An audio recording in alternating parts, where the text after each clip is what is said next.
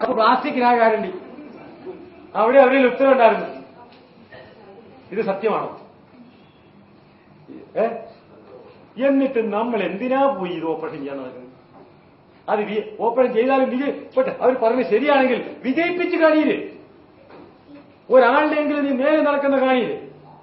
ഞാനും അതാ പറയുന്നത്. നിങ്ങളുടെ ഓപ്പറേഷനോ അല്ലെങ്കിൽ ഏതെങ്കിലും കാര്യം നാട്ടുകളിലൊക്കെ ഒരു ഇഞ്ചക്ഷൻ എടുക്കുമ്പോഴേ പിന്നെ എത്ര നാളത്തെ ഒന്നും അനങ്ങില്ലെന്നറിയോ? ഓപ്പറേഷൻ ചെയ്യാനായിട്ട് കിടക്കുന്ന കിടപ്പില്ലേ? ഒരു ഇഞ്ചക്ഷൻ നാട്ടുകളിലേക്ക് കൊടുത്തു കഴിഞ്ഞാൽ പിന്നെ സുഷുമ്നാ നാഡിയിലോട്ടാണ് കൊണ്ട് കൊടുക്കുന്നത് നേരിട്ട്.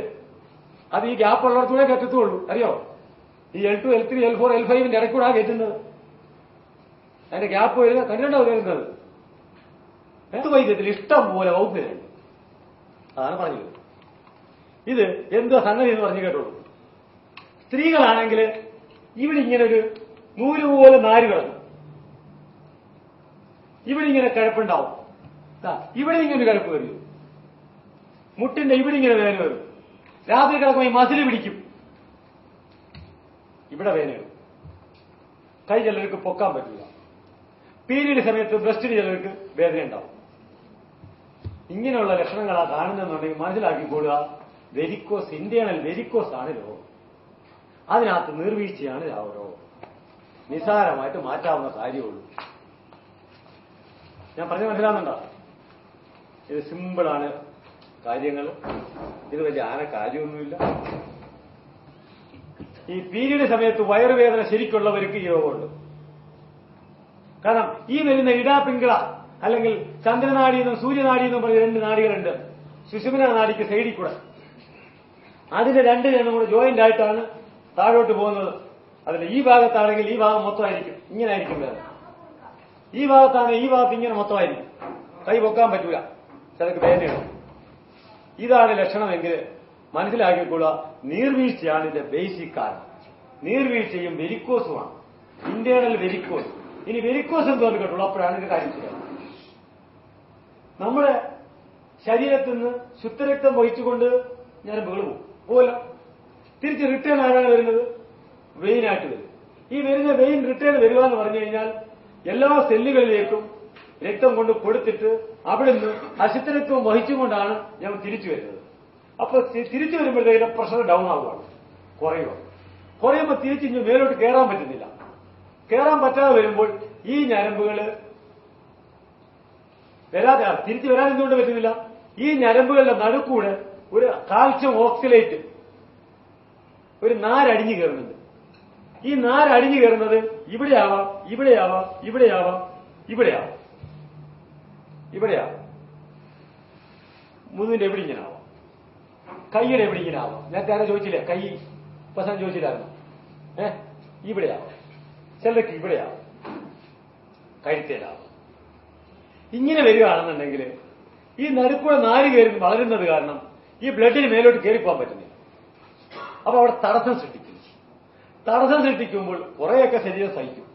അത് കഴിയുമ്പോൾ സ്വയം ശരീരത്തിന്റെ പ്രഷർ കൂട്ടാൻ വേണ്ടിയിട്ട് സ്വമേധയാ രാത്രി കിടക്കുമ്പോൾ ഈ നാഡീ ഞരമ്പുകളെ വികസിപ്പിക്കും.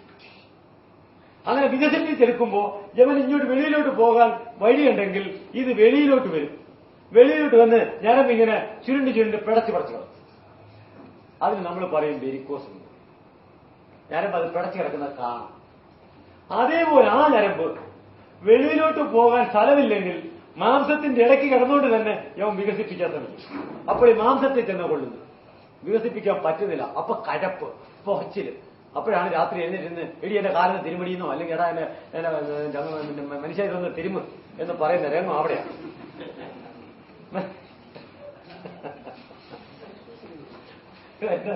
അല്ലേ? അതിന്റെ സത്യസന്ധമായ കാര്യമല്ലേ? നമ്മൾ കേൾക്കുന്ന വാചകങ്ങളാണ് നമ്മൾ പറയുന്നത്, അല്ലേ?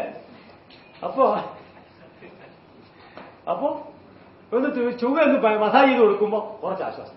ഇച്ചിരി എണ്ണയിട്ട് നല്ലോണം ഒന്ന് മസാജ് ചെയ്ത് കൊടുക്കാമെങ്കിൽ അപ്പൊ തന്നെ ആശ്വാസം കിട്ടും. കിട്ടുന്നില്ലേ? കിട്ടുമല്ലോ. അത് ഇന്റേണൽ വെരിക്കോസ്. അത് ഇവിടെ വന്ന് വീഴുമ്പോൾ യഥാർത്ഥത്തിൽ നട്ടലിന്റെ നടുക്കല്ല വീഴുന്നത്, ഒരു ചെറിയ സൈഡിലോട്ട് മാറിയ. നമ്മളിന്ന് നിലവിളിച്ചുകൊണ്ട് ഡോക്ടറോട് പറഞ്ഞാലും ശരി, ഡോക്ടർ സംഭവിക്കില്ല. ആ പുള്ളിക്കാരൻ പറയും നട്ടല് തേഞ്ഞ്. അതിന്റെ തൊട്ടിപ്പുറത്താണ് സംഭവം. നിങ്ങൾ ആര് വേണം ഇവിടിപ്പുണ്ടെങ്കിൽ നോക്കിക്കോളൂ. ഒരിക്കലും നട്ടലിന്റെ നടുക്കിലല്ല വേദനിക്കുന്നത്, ഒരു ശകല സൈഡിലോട്ട് മാറിയ നട്ടലിന്റെ നടുക്ക് ഒരിക്കലും വേദനിക്കില്ല. അവിടെ ചെറിയ നീർവീഴ്ച കാണും. അതിന് ആദ്യം ചെയ്യേണ്ടുന്നത് വിരുദ്ധാഹാരങ്ങൾ ഒഴിവാക്കുക. Very good. വിരുദ്ധാഹാരങ്ങൾ അത് മിക്കവാറും എല്ലാവർക്കും കാണാതെ ഇവിടെ ഇങ്ങനെ ഞരമ്പിങ്ങനെ തെളിഞ്ഞു കിടക്കുകയോ ബ്ലൂ കളറിൽ കിടക്കുകയോ ചെയ്യുന്നുണ്ടെങ്കിലും ഇത് തന്നെ. പിന്നെ പീരീഡ് സമയമാകുമ്പോ ഇവിടെ ഇങ്ങനെ നല്ല വേദന ഉണ്ടാകുക, ഇവിടെ മനസ്സിലായോ? അല്ലെങ്കിൽ അവർക്ക് നടുവേദന ഉണ്ടാവും, അല്ലെങ്കിൽ അവർക്ക് ബ്രസ്റ്റ് വേദന ഉണ്ടാവും. ഇതേതെങ്കിലും ഒന്ന് ഉറപ്പായി, ഒരു വ്യത്യാസമില്ലാത്ത കാര്യം. ഏതെങ്കിലും ഒരെണ്ണം 100% വേണ്ടി. അങ്ങനെയുള്ളവർക്ക് ആദ്യം വിരുദ്ധാഹാരങ്ങൾ ഒഴിവാക്കും. വിരുദ്ധാഹാരങ്ങൾ ഏതൊക്കെയാണ്? എന്തോ? തൈരും മീൻ, പാലും പാൽ ഉൽപ്പന്നങ്ങളും മത്സ്യമാംസാദികളോടുകൂടി കഴിക്കുന്നത് വിരുദ്ധം. പാലും പാൽ ഉൽപ്പന്നങ്ങളും മത്സ്യമാംസാദികളോടുകൂടി കഴിക്കുന്നത്. അപ്പൊ ചിക്കൻ ബിരിയാണി എവിടെയും പോയി കഴിക്കാൻ പറ്റില്ല, കാരണം തൈര് സലാഡിന്റെ കൂട്ടത്തിലുണ്ട് അല്ലേ? തൈര് സലാഡില്ലാത്തൊരു ചിക്കൻ ബിരിയാണി ഇല്ലല്ലോ. അടുത്തേ രണ്ടാമത് കേൾക്കട്ടെ.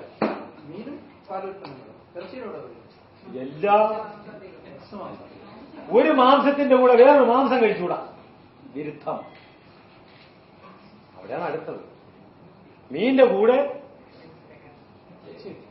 ഒരു മീൻ, ഇപ്പൊ ചാളയാന്ന് വെച്ചാൽ ചാളക്കറി കഴിക്കാവൂ, അതിന്റെ കൂടെ മറ്റേ മീൻ കഴിച്ചുകൂടാ. മട്ടന്റെ കൂടെ ചിക്കൻ, വിരുദ്ധം. ഇതേ കൂടിയ വിഷം കറിയില്ല, കാരണം മട്ടന്റെ വേവല്ല അവിടെ ആമാശയത്തില് മറ്റേന്റെ, രണ്ടും വിരുദ്ധാണ്. പിന്നെ അത് ക്രിസ്ത്യൻസിന്റെ ഒക്കെ പ്രോഗ്രാമിൽ പാവമോ, എല്ലാം മട്ടൻ ചിക്കൻ ചിക്കൻ ഫ്രൈയും എല്ലാം ഇരിക്കുന്നുണ്ട്. വറുത്ത് കഴിഞ്ഞാൽ എന്റെ അടവാറ് കയറുന്നു, മനസ്സിലായോ? ഓക്കെ. അങ്ങനെ പൊറോട്ട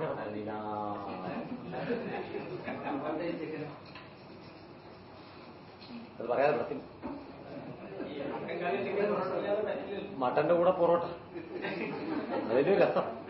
മട്ടനും പൊറോട്ടയും കൂടെ ആയപ്പോ എങ്ങനെ ഇരിക്കുന്നു ആലോചിച്ചു. അതാ അതാ അതാ അതാ അതാ അതാ ഇരിക്കുകയാണ്. ഇല്ല, ഇത് കഴിഞ്ഞിട്ട് നമുക്ക് പൊറോട്ടയെ തന്നെ വേണം. അയ്യോ, അത് ബാധിക്കാൻ പറ്റില്ല. മൈദ ഇല്ലെങ്കിൽ അത് തന്നെ മതി. നമ്മൾ ഈ മരുന്നൊന്നും വേണ്ട. ഈ നമ്മൾ ഈ കൈ കാണുന്നതും മൈദയും ഈ കാണുന്നില്ലേ, ഇതിനകത്തൊക്കെ പൊട്ടാസ്യം മെറ്റാബൈസൾഫേറ്റ് കിടക്കാണ്. ഇതിനകത്ത് പൊട്ടാസ്യം മെറ്റാബൈസൾഫേറ്റ് കിടക്കാണ്. ഇതൊക്കെ കൊച്ചുങ്ങൾക്ക് കൊടുത്തു കഴിഞ്ഞാൽ ഇല്ലാത്ത രോഗങ്ങൾ ഇല്ലാണ്ടാവുകയാണ്. എന്നും കൊടുക്കുന്ന ആന്റിബയോട്ടിക്കാണ്, ദിവസേന ആന്റിബയോട്ടിക്കാണ് നിങ്ങൾ കൊടുക്കുന്നേ. ഈ ഓരോ കൃത്രിമ ഫുഡുകളും നിങ്ങളുടെ വയറ്റിലോട്ട് കുട്ടികൾക്ക് കൊടുക്കും.